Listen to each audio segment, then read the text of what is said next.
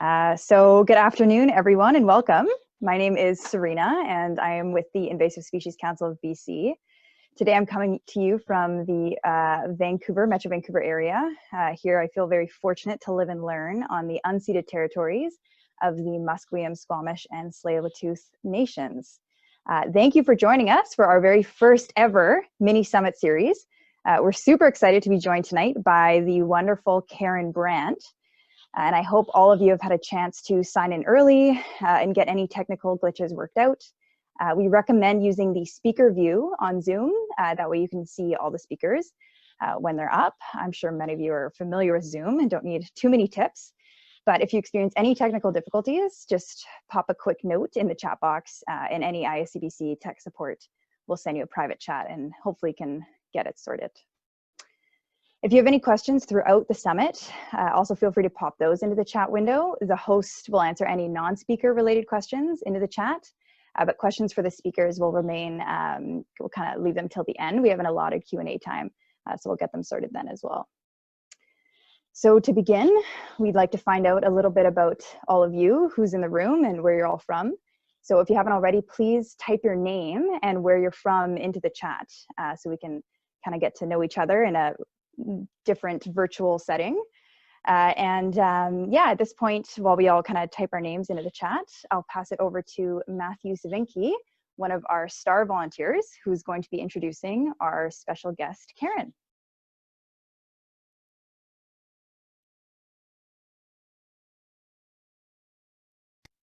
Okay, there we go. I wasn't allowed to unmute. All right. Thanks, Serena. Good evening, everyone. My name is Matthew Stavanky, and I've been volunteering with the Invasive Species Council of BC for about 4 months now. I'm pleased to introduce tonight's presenter, Karen Brandt. To grow as communicators, we all want to learn from the best, and that's why I've asked Karen Brandt to lead tonight's workshop. Karen is a results-oriented strategic communications professional who has strengthened reputations for companies, governments, communities, and nonprofits across North America. She has a passion for sustainability and for the past 25 years has built common positions and partnerships with First Nations, environmental groups, customers, and governments. She believes good communications is the foundation on which all success is achieved. Her company, Brandt Strategy, provides strategic communications advice to industry, governments, and nonprofits like ours. She has held several senior executive positions, including Mosaic Forest Management, Interfor Corporation, the Sustainable Forestry Initiative, and the Government of BC. She holds an Honours Bachelor of Journalism from Carleton University in Ottawa. Please welcome Karen Brandt. All right. Hi, everybody. It's great seeing all the names pop up on the screen and where you're from. It's an honor to be here and definitely to be here on the traditional lands of the Cowichan peoples. So I'm coming to you live from beautiful Cowichan Bay on Vancouver Island.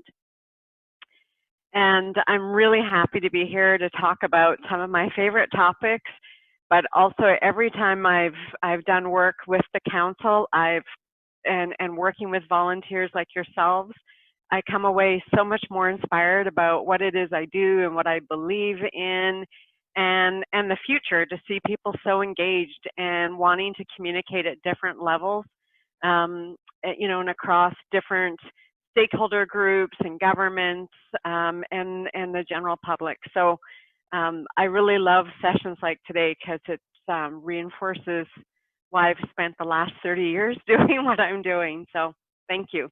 All right, so I'm going to dive right in because we do have a lot to go through today. And I'm just going to minimize this so, sorry, 1 second. There we go. And so I can focus on the slides. All right, so we've got a lot to go through. We've got 3 breakout sessions because didn't want you guys to have to listen to me talk incessantly. And also we learn through some of the work that we do. So I'm going to jump right into it. Here we go, 1 second.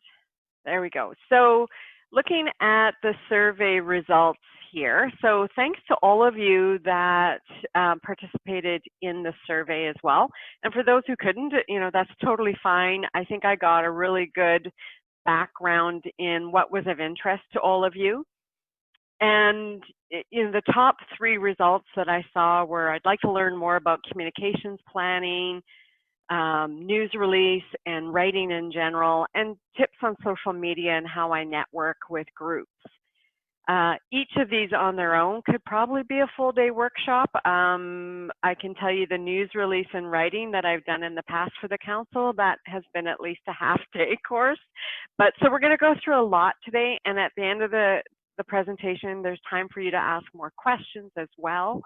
And you'll have my email, and I'm completely open to any of you emailing me with questions or advice or tips going forward. So, you know, that's part of why I'm here too. That's not just for tonight, it's to support your efforts, no matter where you go, whether it's work through the council or through other organizations or efforts. So, all right, so today's goals. I'm hoping that when we complete tonight, you'll have a sense that you've got some more skill set around developing a communication strategy, a little bit more comfort perhaps, and you know, I know some of you talked about having confidence in your writing, so trying to give you some tools of the trade there around writing to help out on that. And the third one being around social media and getting comfortable. I think probably most of you are far more comfortable with social media than I am. But social media, you know, in terms of a communication strategy, the social media piece is really has to be targeted and strategic and carried through an ongoing process, as many of you at the council already know as well. So we're going to jump right into it. What is communications? And I love this quote. I can't say that I really know Libby Larsen, but I love this quote. The great myth of our times is that technology is communication. And, you know, technology is the vehicle in which we deliver communications, right? But communications is far different than that. So I always think it's good to get a bit of a grounding in what is communications. So, you know, I've put some text up here, but basically at its core, it's about using messages to generate meanings, and it's about reaching out to develop mutual understanding. I talked about that in my, or Matthew did when he introduced me, right? That's, I really believe all success is achieved through good communication. You know, your projects, your initiatives, your conversations, those fall apart when you don't have good communications. And that's true not just in the workplace, but just in our life. If we think about probably almost everything that might have gone wrong here or there in our life, it probably came down to some poor communications. So communications is absolutely essential to everything that we do. And it also facilitates business, right? That's what we're here to talk about today. It's about inspiring change. So how do you use communications effectively to motivate people to, or inspire them to take action, whether it's day to day or it's to sign up as a volunteer or to take a leadership role. It's really about using communications to do just that. So we're going to start off with the first session. This is a really big, meaty one, and it's what is a communications plan? It's an end-to-end plan for delivering strategic messages to key audiences in order to drive positive outcomes. And I like this other quote. The purpose is use of communication by an organization to fulfill its mission.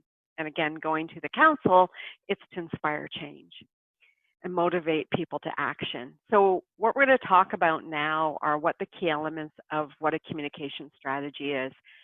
And you don't need to have 20 years as a strategic communications consultant to do this work. And in fact, you know, I encourage everybody, and you know, whether it's my own staff over the course of my career, everything you're planning to do should start with a communication strategy.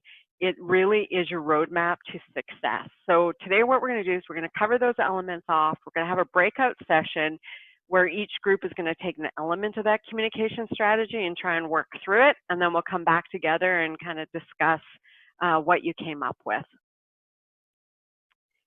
So key elements, background. This is where you talk about what it is you're trying to achieve.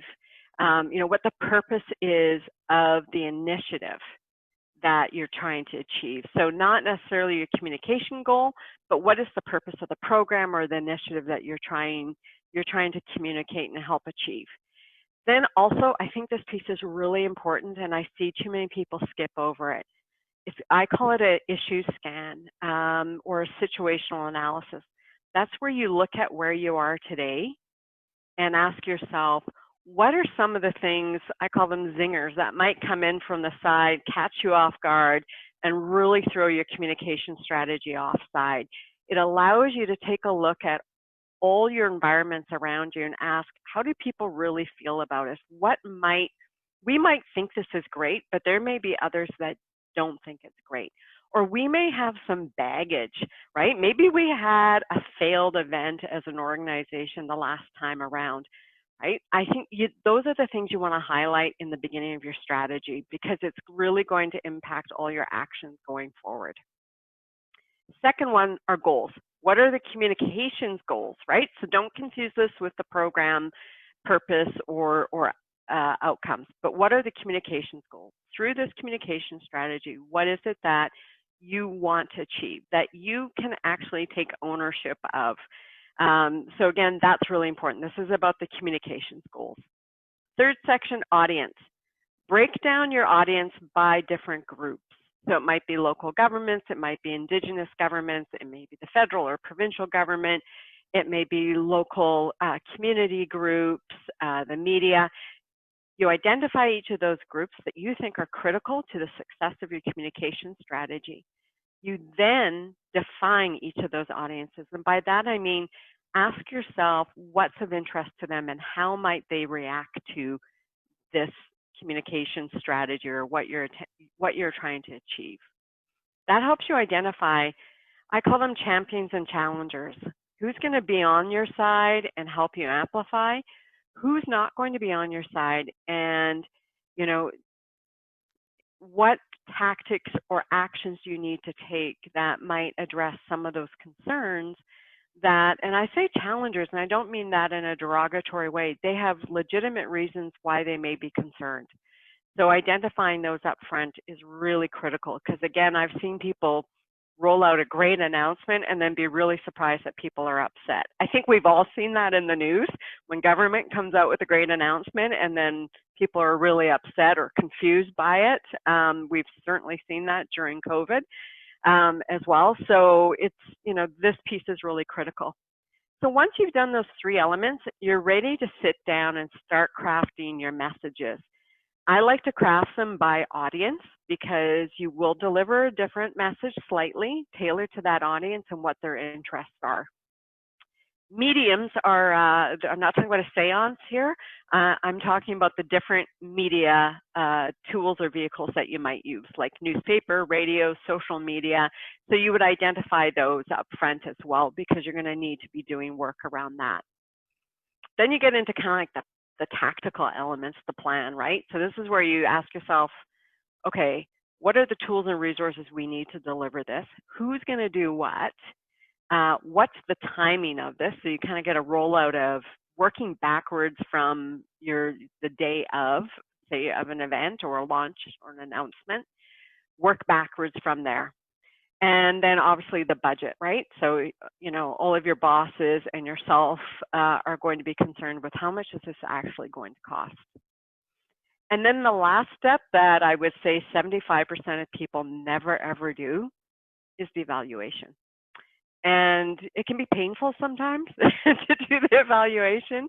Hindsight's always perfect. But up front, identifying some realistic measures of success. And again, you're not responsible for the program's success. You're responsible for the communications goals. So it's important to make sure that you're owning what you own, not what others might own. So this is about the communications goals and the measurables. And then, of course, after an event, you'd come back and evaluate it again. And you would use that as learnings for the next time. So in a nutshell, this is a communications strategy. These are the elements of it. I've seen strategies that are 20 pages long. I've seen some that are 3 pages long. It really depends on the size of the announcement, how many different audiences you have, the types of tools, how much lead time you have as well. So that, you know, determines it. My suggestion always is with the background section, keep it short, bullets, right? You don't have to write an essay, but at least identify those up front, and then everything starts to flow out of there. All right, now it's time to roll up our sleeves and hit the first breakout group. So we will be breaking out into 6 different groups, as I mentioned, each taking an element. And then after that, we will regroup and discuss. So this session is based on a mock scenario. And I'm going to pull up that mock scenario so you can see it. It's November 20th. You just found out you have a grant of $5,000 to organize a region-wide weed pull week for April 15th.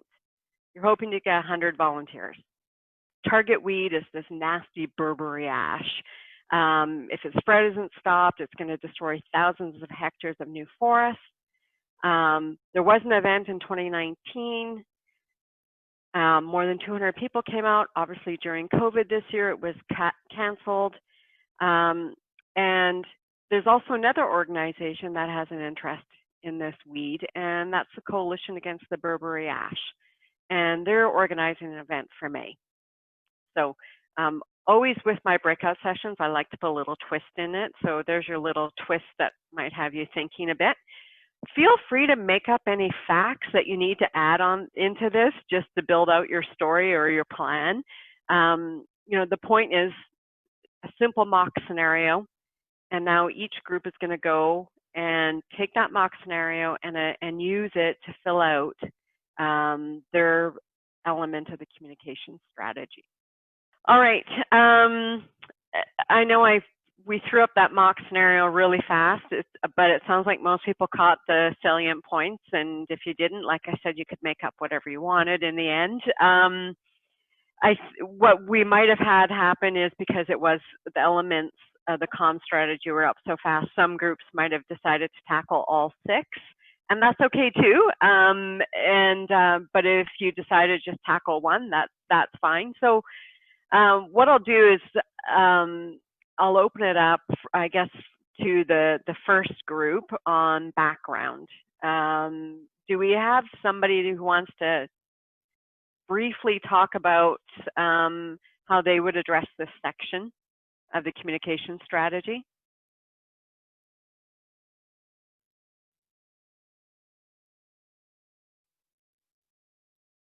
I think the group that I was in was group 1. So if you were in the breakout room with Karen, and so I'm just going to name names here, my apologies, but Amanda Ziegler, Diane Pan, John Kang, Natasha Corbo, and Rochelle Demetric were in room 1. Although I think, if I understand you correctly, Karen, anyone can kind of weigh in on the background side if that's what they were working on. Yeah, for sure. Come on, you guys are volunteers.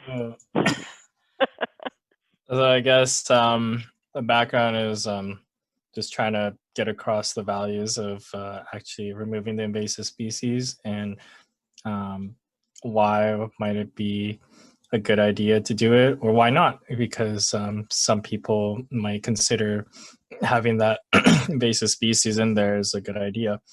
So just trying to get across the goals and maybe like the place or all the relevant background info that the audience might be, but not too sure about the audience at this point, but I think that's the general idea. So you saw, John, then, I thought it was interesting, you saw that potentially this so-called Burberry ash might be a plant or a shrub or a tree that people quite like. And I think Amanda mentioned, you know, in a place like Kamloops, for instance, semi-desert, it might provide shade for other plants and people like it.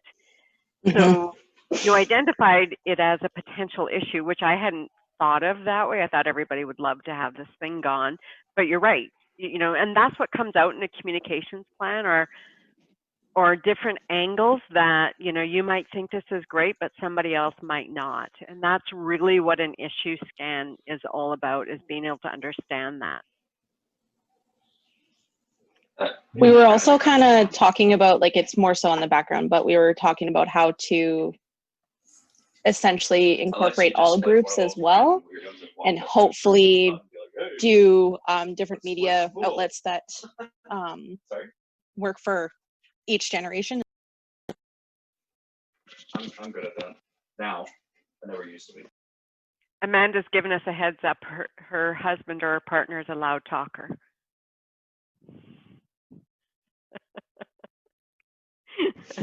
I'm becoming very quick with this mute button.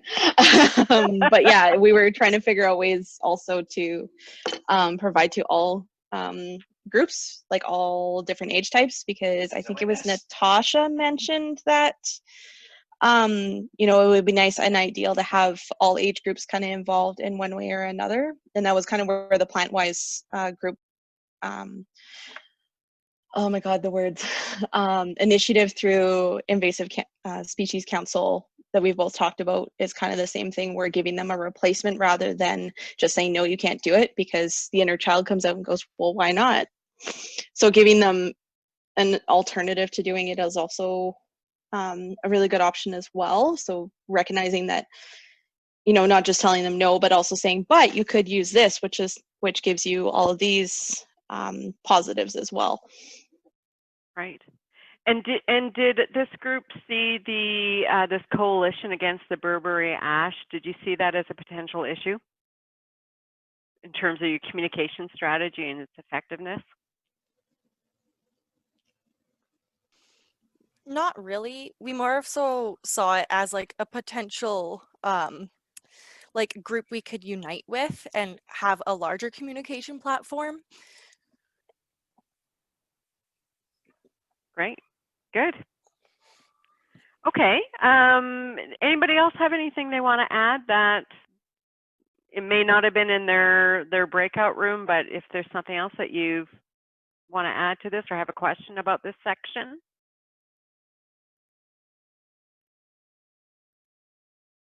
Okay, well, we'll move on to the second element, which are goals. These are the communications goals. I think we had a dedicated breakout room on this, would have been group 2. But again, we can open it up to everybody. Now I'll confess, when I popped into their breakout room, the discussion was already rocking and rolling, so I didn't give them specific direction on discussing goals. But so we're talking to Christina Nguyen, Jerica Pipolo, Justin Kamada, and Rochelle Demetric, I believe, from room 2 there, and just would love to have you check in on your discussion.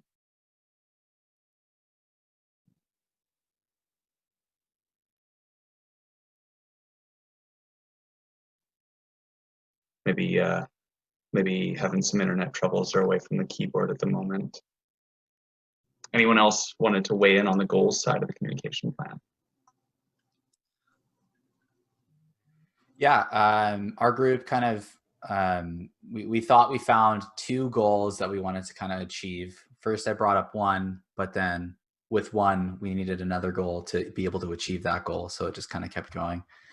But our communications goal was to actually reach the audience, like specifically in Quesnel, get that line open with them. And then our second goal was to give them the information they needed about the plant, whatever that information was, you know, if it did a specific thing or if it grows in specific spots. And then, yeah, just communicating any potential information that would help us and further communications.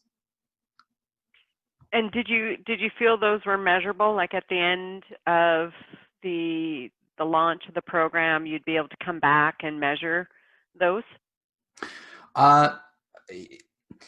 Yeah, yes and no. I feel like being able to, you know, reaching out to a specific, like a very specific area like Quesnel, and getting number of people getting feedback, number of people opening emails, number of people talking to us. That's a fairly measurable thing. But the goal about like them learning stuff, that might be a little harder to measure. other than us sending a survey out saying like, hey, we want to know like what information was helpful for you guys, what are you more interested in about, etc., kind of thing. Yeah, no, that's good. It's easy to fall into the trap on communications goals to have too many. So I think it's really great just to keep. I try to always keep this section to like, three goals max, because otherwise then you're starting to get into some really tactical things. So I think it's right to keep it high level. Anybody else have anything they want to raise on goals or questions? So I'm trying to find this Burberry ash plant, and I only get. I made it up. Oh, okay, good. I thought it was like a trick question, like, oh, we need to get our facts straight about this is an actual plant or not. So I did the same thing, don't worry. okay, good. All right, so that would have been part of the background, like, oh, or do we actually know what we're talking about? So, but anyway. Yeah, well, exactly, right? That goes into the background. What about this plant, right? Why does it have to be removed? Mm-hmm. Yeah, great. Okay, audience, that was room 3.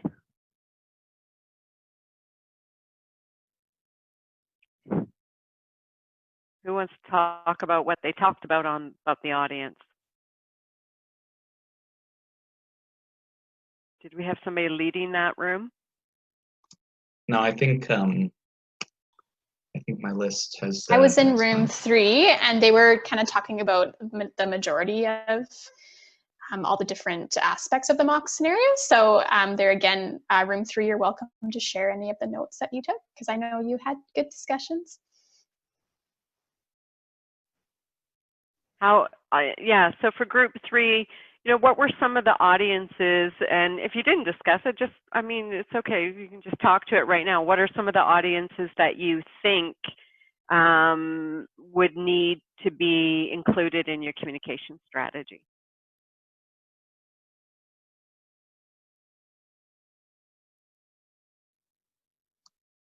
So Queenie in the chat has just brought up, your audience could be your bubble, given that that we're in COVID times right now, and just kind of keeping it close to home and taking a grassroots approach. Yeah, absolutely, right? So starting with that bubble and kind of cascading it down, where do those bubbles belong, right? So is it at that grassroots family, household level? What about local governments? How might you be able to leverage a relationship with local governments as well on this? Looking at partnerships, would you include the Coalition Against the Burberry Ash in the audience group? Probably, right? Because you're going to have to figure a way to communicate with them and work with them. So it's really about identifying all those audiences that you're going to need to reach, and you're going to need to reach them. I know in our group we talked about you're going to need different tactics of how you reach those groups. And a great point that I heard raised as well was you have to think about the demographics of these groups. Age, for instance, is a great determinator in terms of how you're going to reach a group. Some age groups love newspapers. Some love Instagram. So how you're going to reach those audiences is really key here as well. You also need to identify in there, as I mentioned, there may be audiences that are not going to be happy about this event. They're not going to be happy about this work. They may have concerns about it. So any thoughts? John, you kind of touched on that there may be some people who are like, no, don't take this plant away. And so any thoughts on how you would reach them at those groups? I usually try to negotiate between if there's any concerns that either any party has with the issue, I would just try to get across like what the equation that goes into making the decision, which is removing the plant, and just go from there. Because just realizing that not everyone's ever going to be happy, but just trying to figure out where is the middle point where everyone can get a bit of what they want. So Yeah. Good. Karen, I have a question about that in terms of maybe there's a small group of people against a specific thing, against a specific action that a group is taking. What's the level of interaction? And I know I'm just very generalizing here, but what would be the level of interaction you think from your experience that you should take and that you should go on and talk to them about it and try to explain the best you can why we're doing it, etc., to the point of where it seems like they might just be stopping you because they want to stop you, because they just don't want it to happen. Like there's no discussion happening, there's no back and forth, like John was saying, there's no kind of equation, there's nothing happening, no one's pushing forward. What would you do? Well, I've worked in forestry for 30 years, so welcome to my world, Torrin. There'll always be people that are just absolutely opposed to any logging whatsoever. And you need to accept that and respect people's positions. But at the same time, as we've laid out in this mock scenario, you have a goal that you have to achieve, and you're part of an organization that you believe in. And so you have to identify those groups, and, you have to decide where you're going to be proactive, and where that makes sense, and where you're going to be reactive. It's a great question because, I think all communication should be respectful, but I don't think anybody deserves to be told after the fact, especially if they're absolutely opposed to it. What you need to think about is the timing of how you're rolling something out. And if you think there's an opportunity to bring somebody alongside with you on this journey, then that's great. Start early, start those conversations early. If you think they will always be opposed, I think what you want to make sure is that you've really thought out your strategy and your messages, and you've talked to what I call the champions, but there's always a neutral group, right? That is just like, we don't want to get involved either way.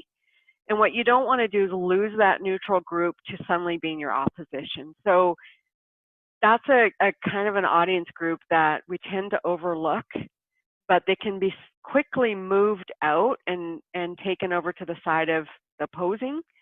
And so I think, keeping that neutral group, it could be local government, right? And keeping them informed. If that neutral group is not informed and you're not proactive, they're going to get angry, and it doesn't matter what you say anymore. They're no longer on your side, and they're no longer neutral.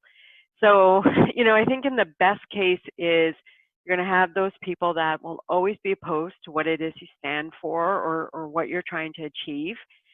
They deserve to be told, they deserve to be kept informed, they deserve to be treated with respect.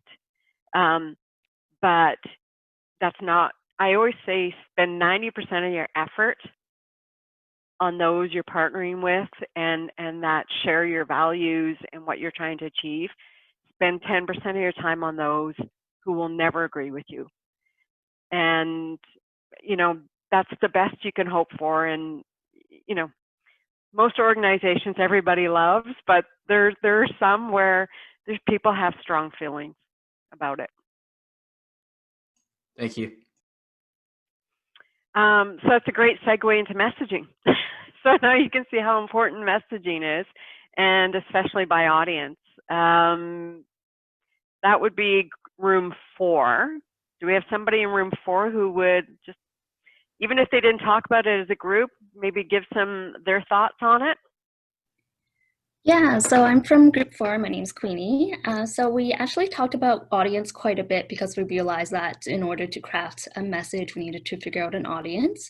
So we talked about how we would talk to the Coalition Against the Burberry Ash as kind of like a partnership, and just to identify who their key audiences are and kind of who usually shows up to their events, so that we can target a different age group. So in this scenario, we kind of assumed that they had an older group as our audience, so that we would target a younger crowd. So our ideas were to have an audience of age 13 to 24. And to really target them, we would go directly to environmental clubs at schools, talk to biology teachers or environmental science teachers, and maybe get them to show some videos made by us to talk about this Burberry ash and kind of what we're trying to do with this weed poll, and try to see if their clubs in school would organize polls within their own groups. And we would use a lot of social media, of course, because it's a younger crowd, and maybe try to get them to share Instagram live videos of them doing the poll, because it is over a week long. So maybe try to get them to challenge their friends and see who can pull the most weeds and stuff like that. And the messaging that we would really want to focus on is that so many young people nowadays they're really focused on climate change. They're really passionate about it, which is great, as we all are too. And so we really want to focus on that and just the more environmental aspects of it. Great, that's excellent. And one of the things I just really want to highlight that you talked about was with the Burberry Ash Coalition. And I hadn't even thought about that. You're right. Both your organization and theirs will be talking to the same people. So imagine the confusion out there for your audiences. They're probably going to be hearing from both organizations saying, oh, well, like, that's great, you're talking to me, but so-and-so already told me about their event in May. And so you can see how suddenly your communication strategy just would go out the door, because now the people you need to bring on side and get involved are confused about which event it is. So great thing to highlight, and love your use of identifying the audience and then figuring out what mediums you would use.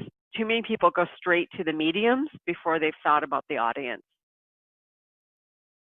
Anybody else have anything they want to add on this section?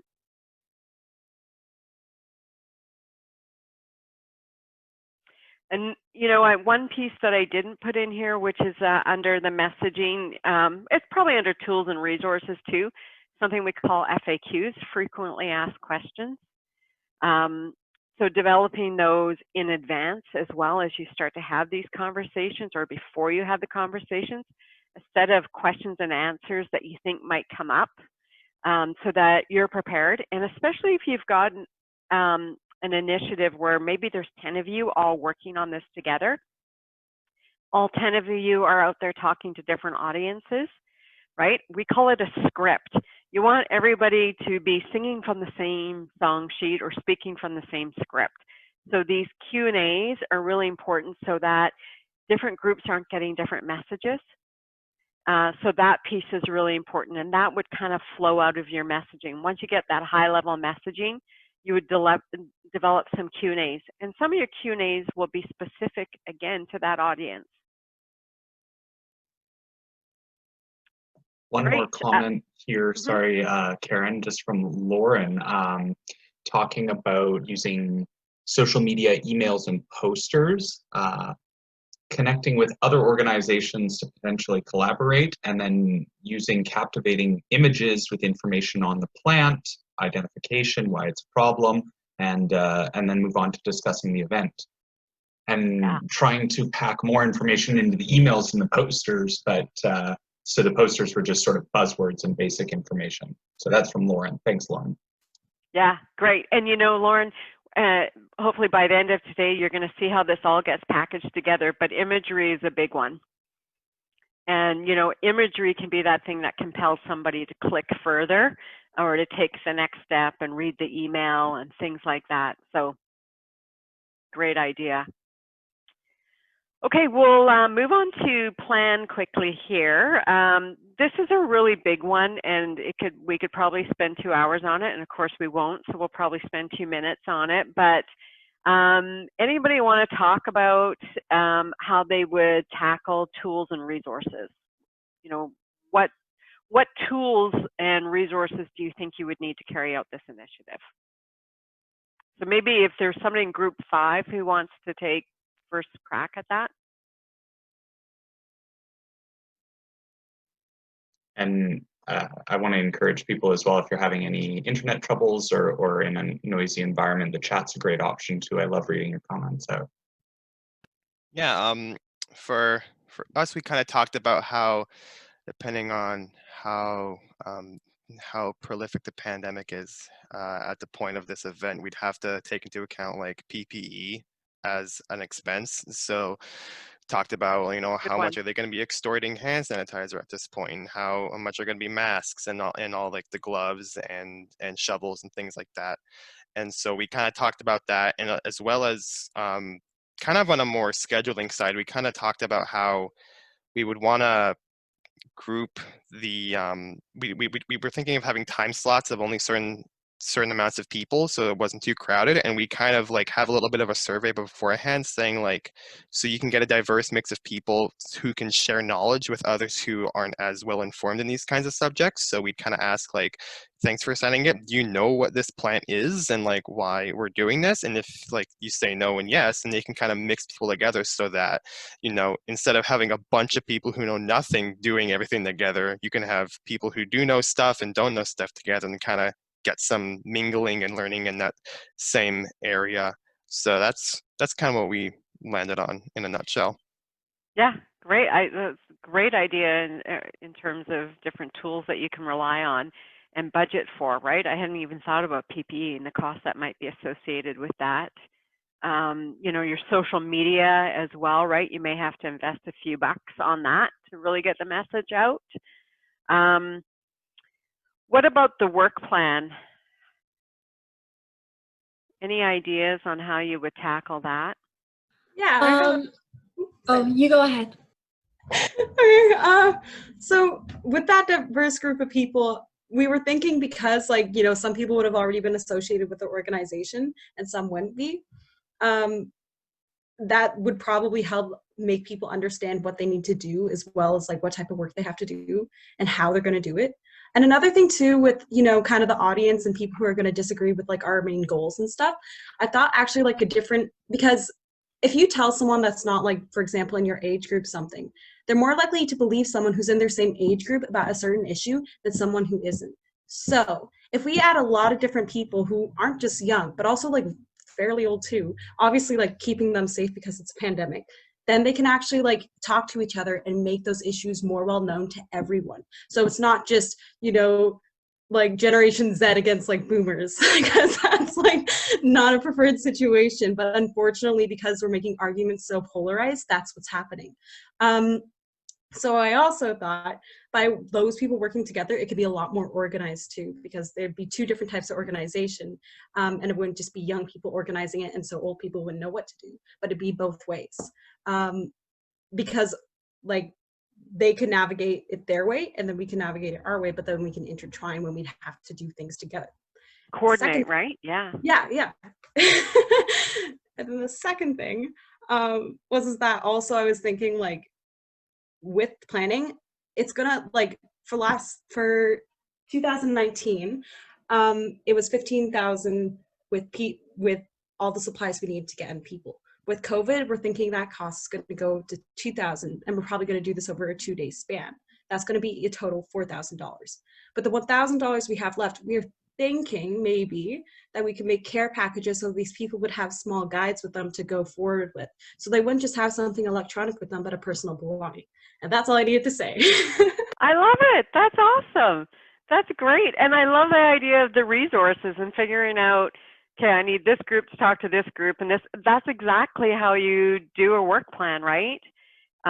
You know, I tell you, all the organizations I've worked in, everybody lives by that little work plan I give them, right? It's like you become when you are the owner of the communication strategy, you become the conductor of the orchestra.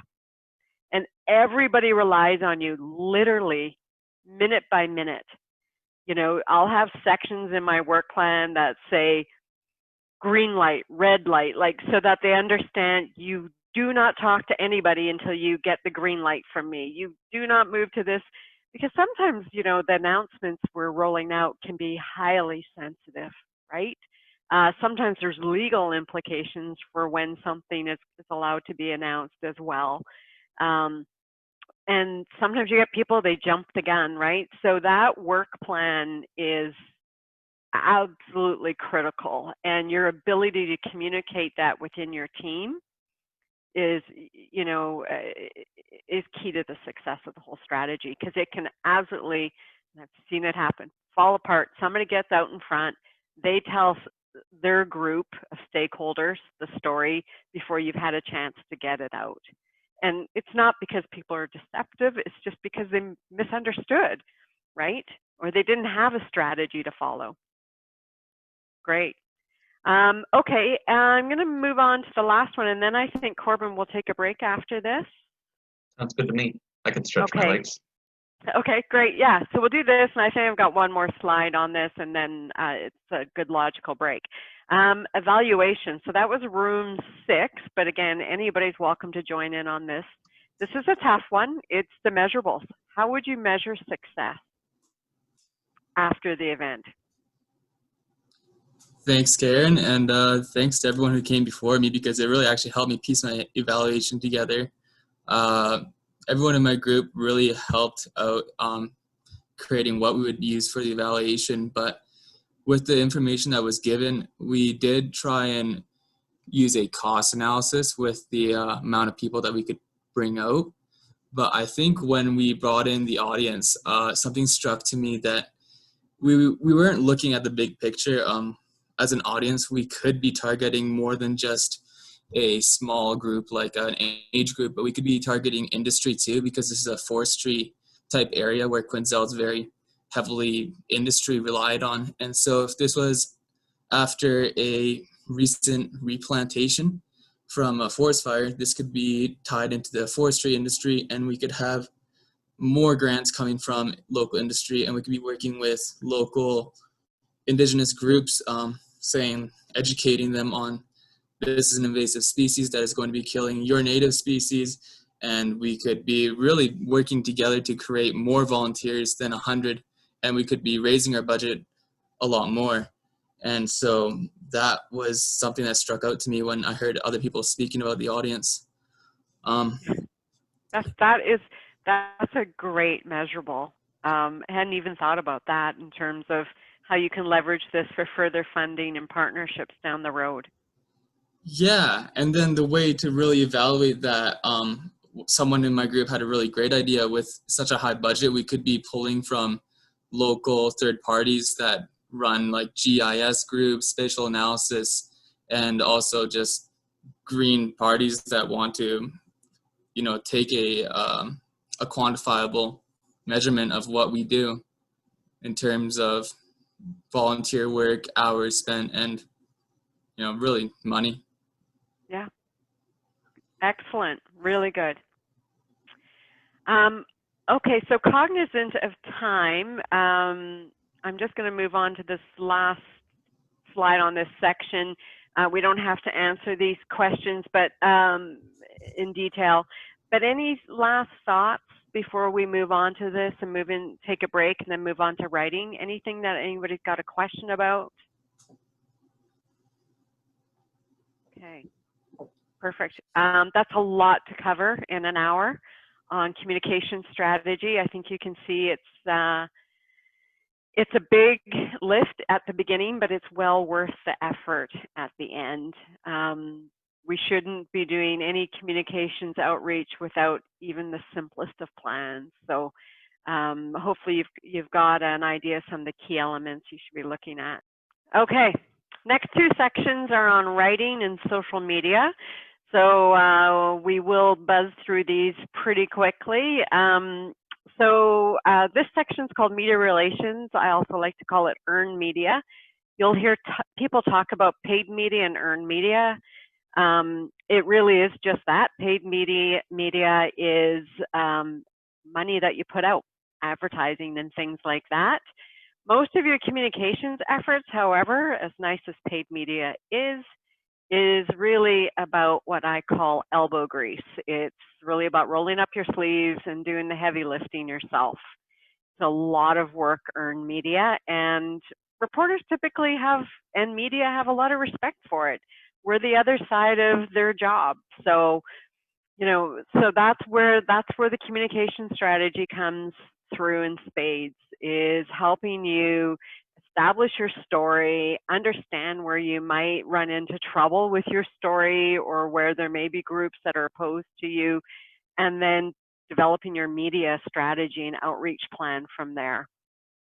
So earned media is really about understanding what mediums you're going to use, understanding if there's certain reporters or newspapers that you really want to go to, or reporters, understanding how they've written about your organization or the topic in the past, and understanding the angles that they've written about as well, because that'll help you understand the kinds of things they'll want to know.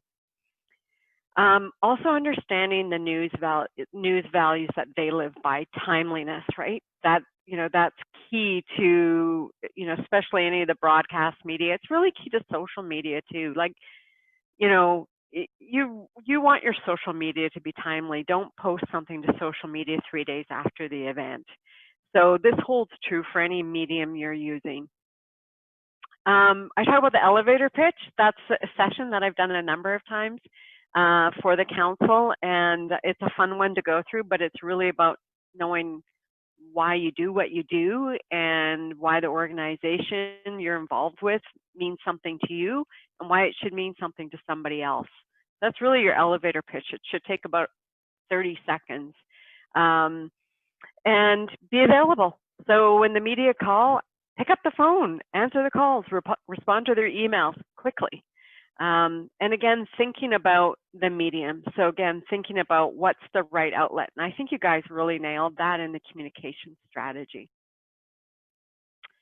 So Einstein's theory of writing, which of course this is not, but I think it applies to writing.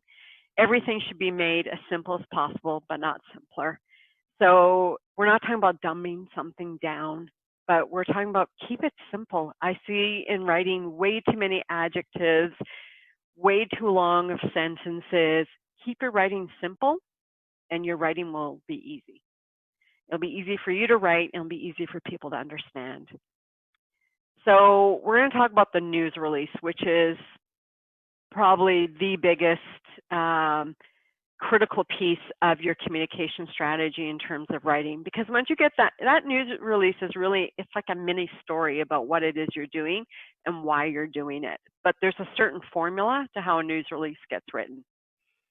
So, according to Wiki, it's an official statement delivered to members of the news media for the purpose of providing information or making an announcement. I've got a couple fun tips in here. A news release should actually look like a news story.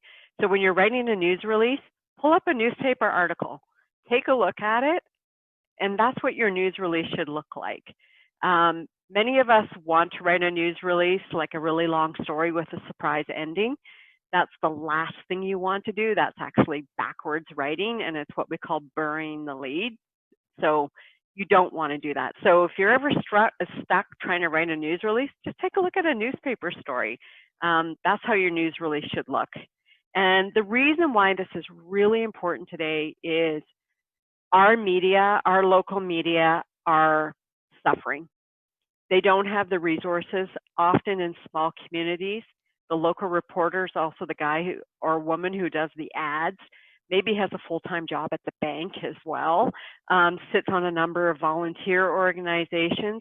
So if you write a good news release, nowadays with local media, community media, they'll just print your story verbatim if it's good enough.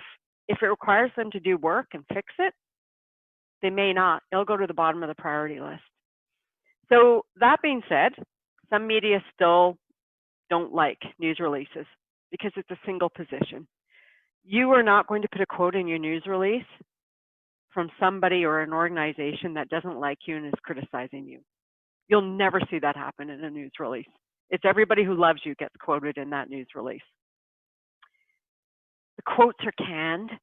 And again, that's convenient, but if you've got an issue and you think I want to dig a little bit deeper on this, you're going to be a little bit suspicious of some of the quotes you have in the news. If you're a reporter, about the quotes in the news release.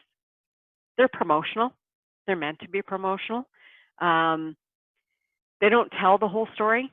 So again, we're not, you know, a news release isn't going to try and write the story from the angle of everybody who may be opposed to this. And they can leave a reporter feeling manipulated. So that's really important as well. And that's why it's important to be, once a news release goes out, be available to the media, answer questions. They're going to go do their own work too if they need to take this story to another level. Know your medium. So, you know, we talked a lot about that in the comm strategy, but there's a difference between a feature article like the BC Forest Professional magazine or a community newspaper, or the National Post or the Globe and Mail or CBC Radio, right? You need to know your medium. You need to know what their needs are. You need to know how they tell their stories as well. Respect the media. So as I mentioned, your job is to make their job easier. They have minimal resources. They have incredibly tight deadlines. They also follow a rule of writing called Canadian press style. And I'm going to talk about that shortly. They also love if you can provide graphics, imagery, even your iPhone and video. And again, we're going to talk about that a bit later too. So the more you can help them do this work, the happier they are. So, but don't waste their time. Don't be sending them a news release every single week or every couple of days on stuff that isn't important, because when you do actually need them, they won't have built up a respect for you because they don't feel respected. So, qualities of a good news release, storylines. They all start with great stories. So they're not ads, they're not marketing pieces, they're meant to capture people's interest and that they want to read further. Information versus promotion, right? Do not be blatantly promotional. Try to be informational, provide the facts that support why you think this is important enough to get news coverage. Exposure, right? So once you draft the news release, you should also draft a distribution plan. Who's the news release going to go to? I see too many times in organizations where people have the news release and they're like, okay, I'm going to send it. Who do I send it to? Right? So you have to have that distribution plan ready the minute you want that news release to go out. And you need to really think about that distribution plan. What are, you know, what outlets are you trying to get this to, right? What are their timelines? Who are the reporters or the editors? Have all of that information ready so with one click of an email, you can send that story out. Professional finish, again, this isn't a memo, it's not an internal email, right? Stick to 400 to 500 words max. If you can get it to one page, that's great. Usually it's about a page and a half, a good news release. Longer than that, I think you're running into trouble. But I'd say 1.5 pages, and that includes a little section about your organization, some background. Okay, so this is the formula for writing a news release. It's called the inverted pyramid. This is the way every news outlet writes stories. Start with the who, what, where, why, and how, right? Start and then move into supporting information. And then move into additional facts, some more background, and then the least important information. And the reason why it's done this way is it goes back actually back to like late 1800s, early 1900s, and it still applies today. Ad space in a newspaper was king. Stories just fit in between the ads because stories don't actually pay, ads pay. And so what would happen is the ads get laid out in a newspaper first. And so when you write your story, the editor may say, hey, your story is 500 words, but I only have enough room for 250. I can tell you what an editor does. The editor does not read the whole story. The editor just cuts it off at the end of one of the paragraphs and sticks it in. And that might sound really ruthless, but the fact is 80% of people don't read past the first 2 paragraphs of a news article. So when you think about that, it makes sense that the least important information is going to be at the bottom of your story. It makes it so much easier for editors. It makes it easier for busy newsrooms at radio stations, television stations. They can just look at the first 2 paragraphs, boom, they've got their story, they're good to go.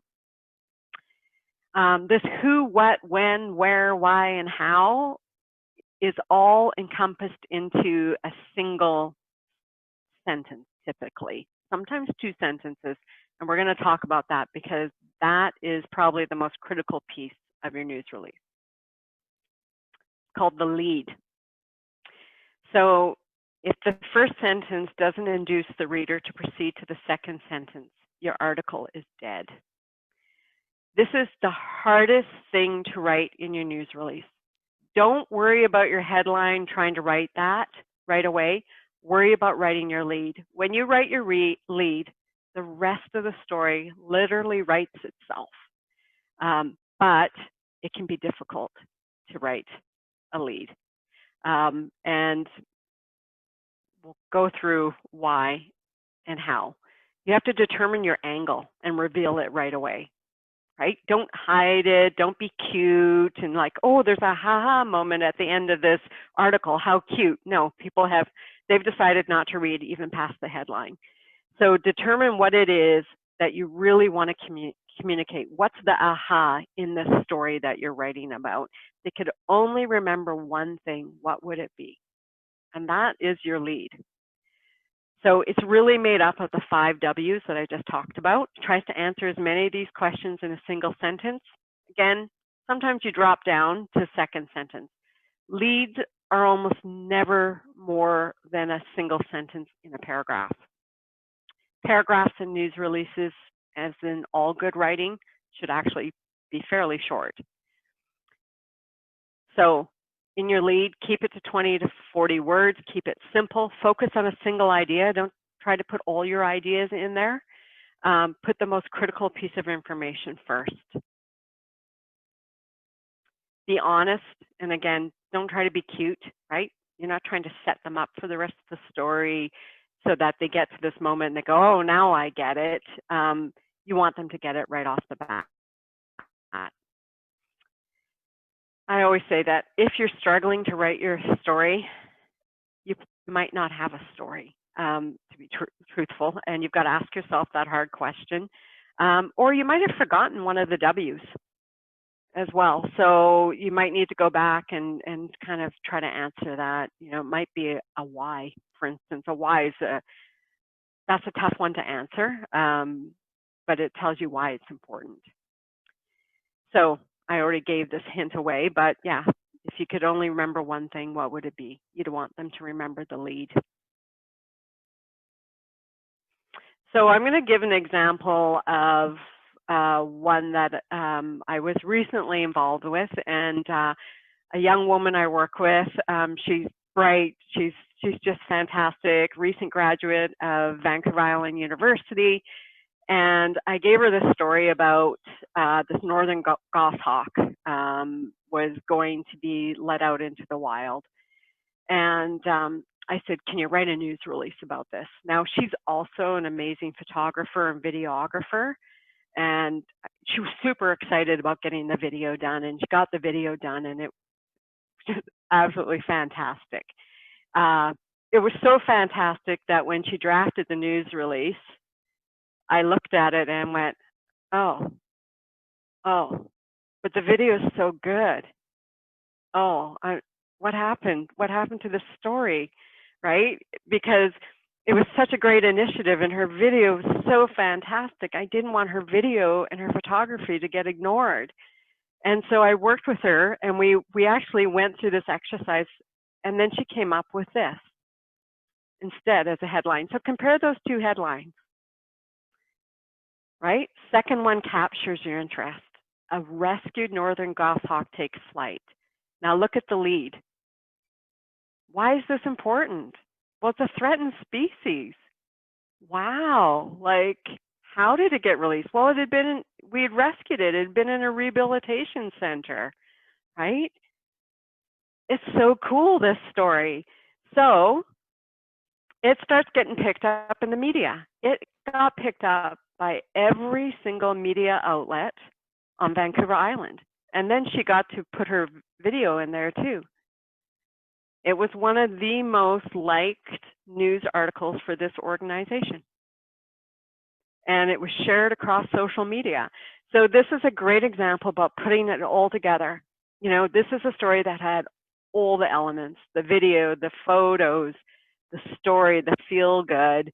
But it would have been easy to have lost it in a headline. And people often think the headline, well, I work for this organization. My organization has to be in the headline. No, it doesn't. Your organization does not always have to be in the headline. What has to be in the headline is what people care about, what speaks to their hearts and minds. So I'm going to go through this section quickly. Tools of the trade. I encourage you to get 2 books. This first one dates back to 1918. Don't be scared. It's an incredibly short book. It is hilarious. You will laugh when you read this book.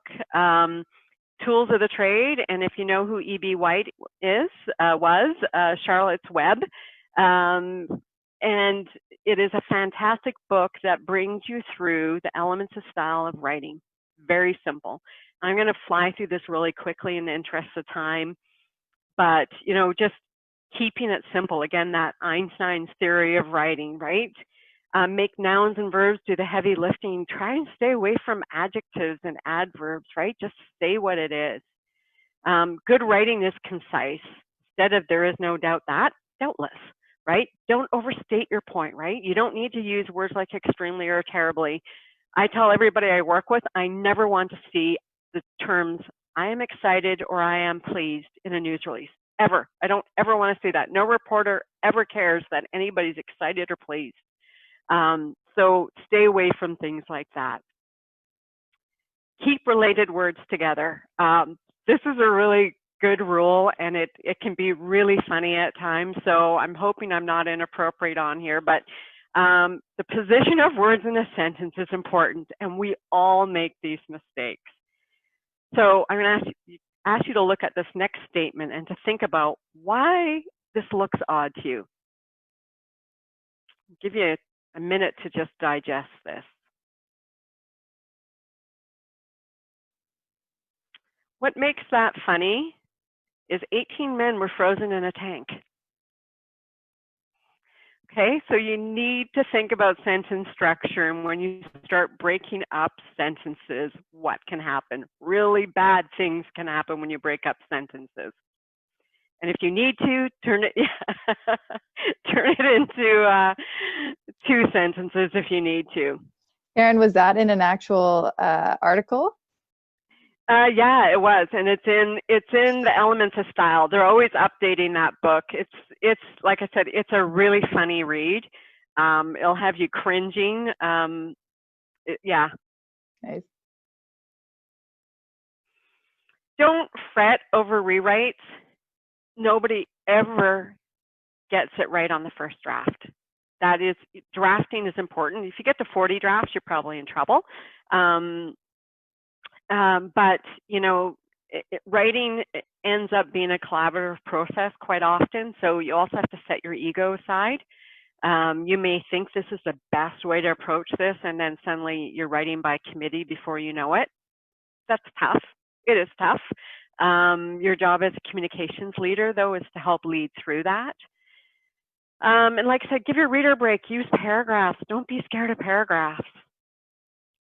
I'm going to move on to one more tool of the trade here, CP Style Guide. Everybody should have a copy of this, whether they are writing for media or whether they're in university. All government agencies use this book now. I went to journalism school. This is the book you're given on day 1. It really is your guide, and it's a great authority on writing, and especially for Canadian institutions. Almost every country in the world has its own version of this. It is literally written by the Canadian press. The American press has one like this, the UK does, but this gives you that Canadian spin on words and phrases. And, you know, as we move from using the term First Nations to Indigenous, it gives you guidance on things like that as well, titles, place names. It's really a great book. End of transmission, you will see this at the end of a news release. You will see -30 dash. That is end of transmission. It's a throwback to the American Civil War. We still use it today in news releases, and it means end of transmission. So if a page ends and there's no 30 at the end of that page, it means there's another page, and you should be looking for it. So media actually do look for it, because if they go over to the printer and pull it off, they may just pull off one page by accident. So 30 tells them it's the end of the transmission.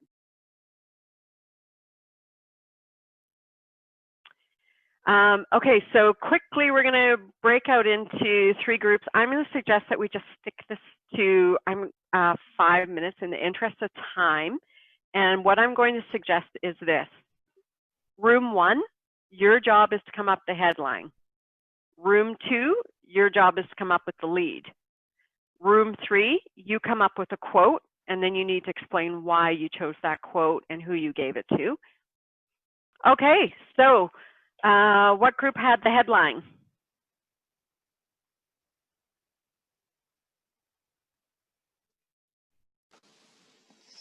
Hey, it's Christina, just speaking for group 1. I hope that's okay.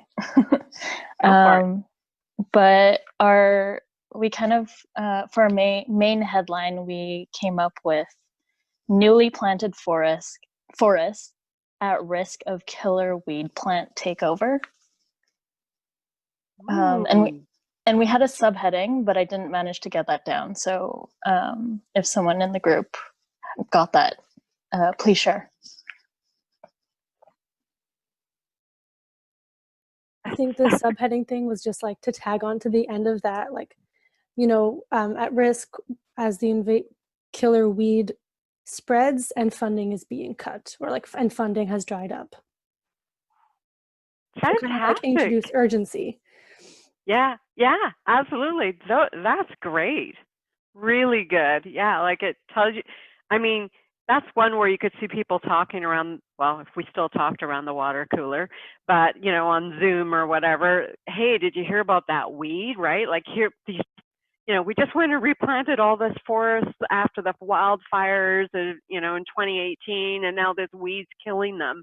Like you could get people talking. So, yeah, that's great. Really well done. Next group, lead.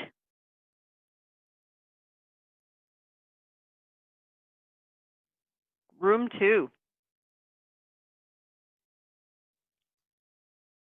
They might be stuck in the agony of the lead still. Karen, I think we've got an attempt coming in on the chat here. Okay. Do a little drum roll or something like that. Yeah, I know some participants are having issues with audio right now, so they're having to use the chat, which is fine.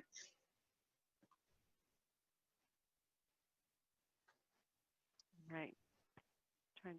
Is somebody going to read that, or here we go? We got a good job to the headliners from Justin, and then some notes from Brittany there. All right. Here we go. Okay. So Burberry ash is quickly spreading and destroying many vulnerable habitats and has now lost most of its removal funding for 2021, but you can help. Awesome. That's really good. And the only thing, this one is missing. So remember, there's 5 W's and an H. The H is missing. What's the H? The how. You can help by attending at the weed pull on such and such a date, right? But otherwise, this lead's perfect. Well done.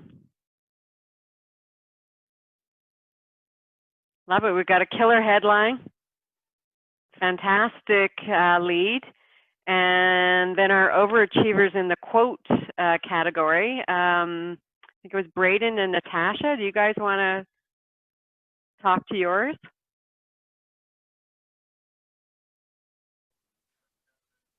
Yeah, if Braden, you want to go or I go, it doesn't. Go ahead, Natasha. I was muted when I was talking. Oh, okay, thanks. So I was saying that we should get a quote from like a biologist or a terrestrial ecologist who specializes in plants particularly. Yeah, to talk about why,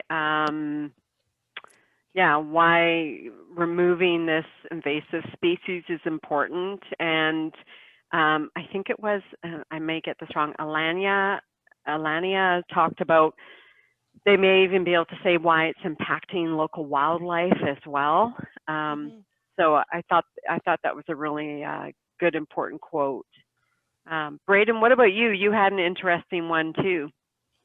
Yeah, I figured get a quote from an economist or somebody like a banker or something like that to give a quote about how the Burberry is, or how the economic drawbacks to having Burberry, the economic impact. Yeah, perfect. So those are great. And, you know, good news releases should have 2 to 3 quotes. So, you know, I asked for one, but people had, you know, Braden, Natasha, Alania had other ideas of, they were thinking of, none of these are wrong. They're all actually perfect and would fit right in this news release. And then you may have a third quote from the actual organization that is hosting this event. And then you've got a well-rounded story. And again, if your partnership went really well with the coalition, you'd have a quote from them. And the local media may be looking for a quote from them because they've been involved in this in the past, and why are they suddenly not involved? So including them in this news release would be good as well. So well done, guys. Really well done. So I'm going to move really fast through the social media, and apologies, but I thought we had great conversations, and these 2 sections that we covered so far tonight were by far the most voted for in the survey. I'll fly through the social media, and but again, anytime you guys can follow up with me and ask me questions around social media or any of these topics. I don't want to cut our evening short, but I'm also respectful of your time. So we'll skip the 3rd breakout session if that's okay, but I will go through the social media. So a lot of you asked in the survey about, you know, how do you actually even grow your audience, right? So on social media. So that's really about determining what are the most effective social media channels you want to use in order to deliver your message and inspire change. And then look at who's talking about those same topics as you, who seems interested, who's a champion, and sometimes even the challengers, right? Like, do that all the time in forestry. We follow what might be people that we know aren't, you know, agree with our cause, and vice versa, but it still allows a dialogue and a sharing of information. Engage fast. So once you figure out who that audience is and who you're trying to reach, engage fast. Create a social media calendar. I can tell you a lot of the organizations I work for, at you know, Thursday of every week, we decide on the social media calendar for the next week. Social media is not something you should go, oh, I should send a tweet out now. Not when you're working for an organization, not when you have an important event. Develop a calendar, and it doesn't have to be, you know, tweeting or posting every 10 minutes, but, you know, if you could get 1 up a day or 2 up a day or 1 every 2nd day, that's fine. Just have a routine and be regular. Approach influencers. So look who's got a voice in this area, you know, the biologists, the economists, right, Braden? Like, you know, reach out to them as well, engage them on this topic, and then keep measuring, you know, where did you start off with this initiative? How have you built your reach over time? So general tips for social media. Again, ask yourself why you're using this platform, who you're going to reach, what posts work best.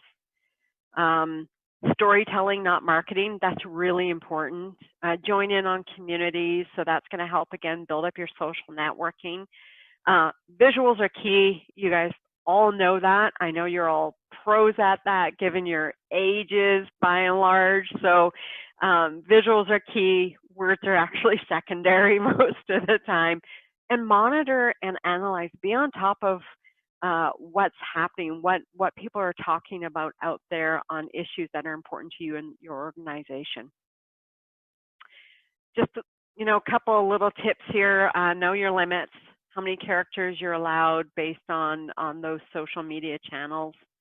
And just because something says no character limit, try to limit yourself too, because as we've talked about, people don't have a lot of time or ability to digest huge amounts of information anymore. This is a great cheat sheet, you know, in terms of social media, why you use it, who it's used by, and what it's best for. We're going to talk about visuals here. Social media photo. And by no means are these poor photos that I pulled off the internet examples of good photos. They're not terrible. They're okay, but they're not great.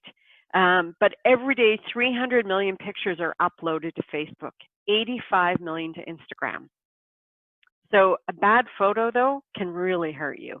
A good photo will carry your story, as was the case with that northern goshawk that I showed you. So this is actually from Social Bright. They do every year, they look at nonprofits from around the globe and who's doing the best social media campaigns. And these were actually their winners that I'm showing you. So I thought this one was really interesting. Great picture of a mushroom. And your eyes drawn to the mushroom, right? It's great positioning, great use of colors. And then you kind of look up and you go, oh, well, this is interesting, right? About this mushroom. So it makes you want to learn more. This is a really powerful one as well, right?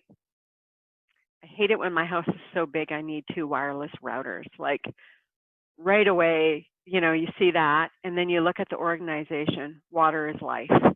What's important to this person? And so this is really a case of, you know, picture says 1,000 words. I like this one because it's a great group shot, because group shots are so difficult. And these guys got the colors, they got the action, the smiles on the face. People aren't really blocking other people. Yeah, you got some buckets blocking people's heads, but the point is these people all taking the challenge, coming together for a common cause. And there's just so much energy and enthusiasm. It's a great photo, and it was in the winner category as well. Videos, very quickly. Over the past 3 years, videos have increased by 258% on Facebook. A tweet with a video is likely to be retweeted 6 times more than one without. That's all great, and we all love to take videos, but you have to be really careful with videos. So if you're going to do a video, you got to keep it short. 30 seconds for Twitter, 60 for Instagram. That means you need to know what it is you're actually going to film. And so plan ahead. Think about what is it you want to capture. And if you want somebody saying something, tell them what you want them to say ahead of time. Keep the camera steady. Don't zoom in. Lighting is key. Choose bright light. Obviously, outdoor is usually best. Try to always do it horizontal. The video, when it's vertical, does not look good. So it's so easy for us to forget this, and then we go back and we're like, oh my God, I shot the whole thing vertically. So these are just some tips on video, but video is really useful and it's growing in use. I think, Corbin, in the interest of time, we're not going to do the breakout groups, if that's okay with folks. We'll do a quick poll on the topics that we didn't get to today, and then open it up for some Q&As. Are folks okay with that?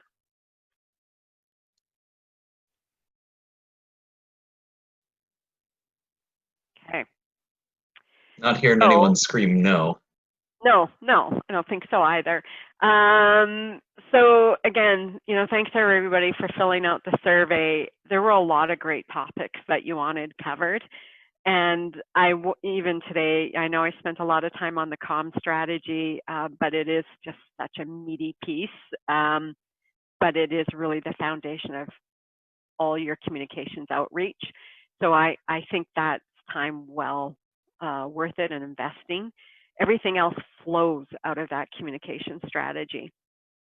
So here's some other topics that you mentioned that you were interested in, and we thought it would be neat to do a poll on that, and then we can use that to inform future workshops as well. That'll help the council. So I'm going to turn it over to Corbin to run the poll. Thanks, Karen. I've went ahead and put the poll up there. So just take a moment to think about other areas of communication maybe we didn't cover tonight that you'd like to learn more about. Looks like responses are flowing in steadily. Oh, there we go, 14 people. Once we get the majority of the group or hit 60 seconds here, I will share the poll with folks.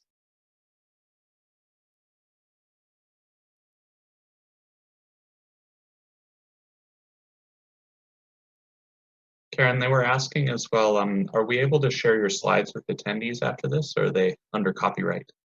I'm seeing you nod, excellent. Okay, so for the folks that were asking, yeah, we'll make the slides available as a PDF after this event. Okay, oh, there we go, 100%, I love to see it. Thanks everyone for filling out the poll. It looks like our lead today with 8 votes was talking science to the general public and media. So that's a full third of participants, followed by branding with 4 responses, so 17%. Then a 3-way tie between corporate communications, educational campaigns, and professional and social networking. So we'll make those poll results available for you, Karen, as well. I'll hand it back to you.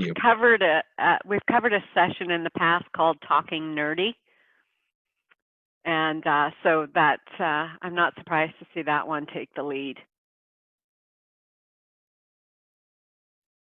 Okay, so I'm just move on to my last slide here, Corbin, if that's okay.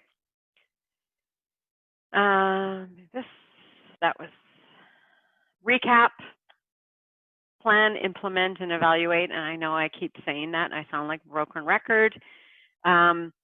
Keep your writing simple but inspiring. You guys nailed it with the news release. Well done. I know I was suddenly scared and inspired to take action.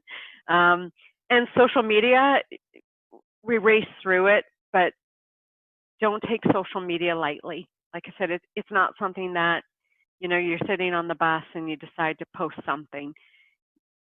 Do it with deliberate intention, do it thoughtfully, and think about how it furthers the objectives of your communication strategy and the organization that you're working for.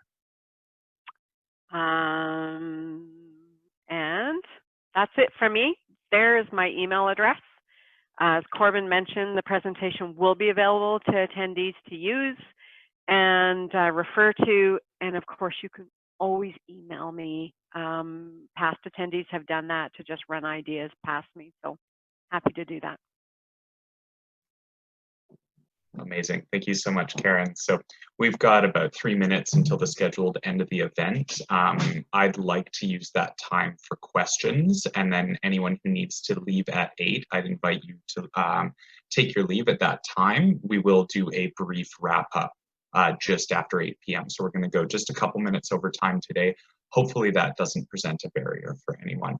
I know that Natasha had a question for you, Karen. Hey, sorry. I do have a question because I'm trying to get this club at TRU. It's the Wildlife Society student chapter, and we just created it, and I'm trying to reach out to younger, like the first years and stuff, to carry on because I'm graduating this year, and we don't really have anyone who can take over because we don't have that like footprint there yet. And I was just wondering what kind of suggestions you may have. Yeah, you know, and again, that's kind of where a mini communication strategy is going to help you out, right? What's the problem you're trying to solve here, right? What would the solution look like? What would success look like? So that'll help you figure out that audience. What's the message or hook for them? What would make them interested or want to be involved? And, you know, is there a sense of urgency around this too? Right. You know, help you identify that. You know, you could just, that's how you could kind of just type up on a one pager and kind of map out and get to that point. But it really starts with, you know, what's the sense of urgency on this? Why is this important? Who do we need to help us with this cause? What resonates with them? What's going to make them want to take action? And then now that we know who that is and what's going to make them want to take action, how do we reach them? Right. Thank you so much. You're welcome. Thanks, Karen. So can we hang on to you for one more question? Great. Sure. I'd like to take one more question, please.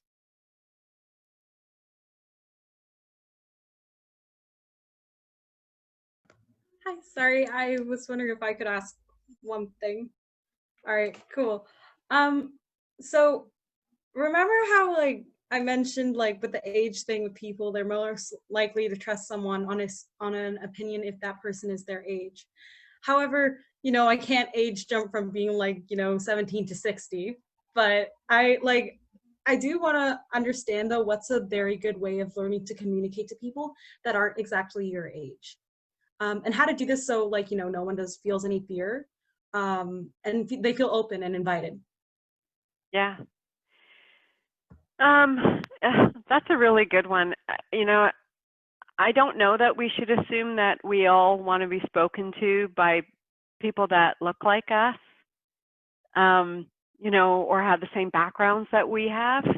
I think, you know, hoping I'm saying this for everybody who's, you know, in the workshop today, I think we all know we benefit from diverse perspectives, and you welcome that when you're at the table. You know, I've been at the table lots where nobody looked like me. I know that sounds surprising, maybe, but in the forest sector, you know, it's a different demographic that I've had to kind of grow up in with my career. But I've been welcomed so many times by people that, you know, wanted to hear a different perspective. So I wouldn't shy away from talking to somebody who is older than you or has a different background. You know, that's how ideas get exchanged. That's how understanding is built. You don't necessarily always have to send a young person in to speak to a young person, or a middle-aged person to go speak to a middle-aged person. It's about sending the right person in. But I think you're right. Be aware of it. And, you know, and in full respect, I say I've seen where I've done a lot of work around forestry partnerships with Indigenous communities. It doesn't necessarily mean just, you know, an Indigenous person from a forest company speaking to an Indigenous community leader is necessarily going to work either, right? We tend to fall into those stereotypes, and I've seen it backfire. So I think just trust that everybody is open to ideas and perspectives, and just send the right person in. Thank you so much. Great. So I really encourage you to send, if we didn't manage to get to your question tonight, please send it my way, or more just directly reach out directly to Karen too. I encourage you to do that. This does bring us to the end of our first mini summit session. So before we do move to a close, I would just ask you to drop one word into the chat if you can, telling us how you feel right now. And we're going to pull those together into a little word cloud that we can share with the group. I do want to remind everyone as well that we are making a recording available of this as well as the slides. So you will be able to go back. This is jam-packed with information. And I bet you if you watch it a couple more times, you'll still get more out of it. So just a reminder that these are trackable volunteer hours. So please head over to bcinvasives.ca/volunteer to track your time, and you've just earned an event credit of 4 hours tonight. We also wanted to take the time to invite you to our next exclusive volunteer mini summit. That's coming up in January 2021. It's going to feature a renowned workshop leader and another renowned workshop leader, pardon me, that's an important part of that communication there. Next time we're focusing on motivational leadership in the context of social change. So please stay tuned for the date and registration. I've also just got a brief poll. Thanks everyone for sticking around a few minutes later, and we're really gonna pick your brains here. Just wanted to poll you about other themes that you'd like to see at a mini summit. So this is your chance to kind of have some input on what we do next. The options for themes: influencing social and ecological change, motivational leadership, technical skills for ecosystem health and management, fundamentals of field work and research, community networking basics, and then website design, graphic design / photography. Votes are coming in steadily now. We're at about 70%. I'll give it a few more seconds here.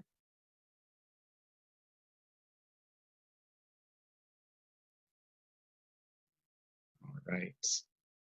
Just waiting on one more response, hopefully. Excellent. All right, I'm going to share this here, and it looks like we've got a two-way tie. The next, so you can look forward to a mini summit on either potentially and technical skills for ecosystem health and management, as well as the fundamentals of fieldwork and research. So thanks so much for sharing your input there. I'd like to just make a closing statement here too, to thank all of our attendees. I watched something really special happen with some volunteers tonight who maybe have not spoken out as much in Zoom meetings before. So for everyone who contributed and for everyone who was in the chat and kind of taking all of this in, just a huge thank you for taking part and making this event what it is. Thank you for your service in the broader sense as part of our program. And to everyone who's new with us tonight as well, I really want to thank you for joining us and say that we all as a facilitator team are really looking forward to working with you and getting to know you as you join our program. I do want to take a moment to acknowledge our funder. None of this would be possible without the Government of Canada's Canada Service Corps program, and we're so grateful for their support. So on behalf of the Invasive Species Council of BC, thank you so much for joining us and have a good night. Thanks, everybody. Thank you, Karen. Thanks, Karen. Thanks, Bye. Karen. Thanks, everyone. Thank you, everybody. Thanks. Bye.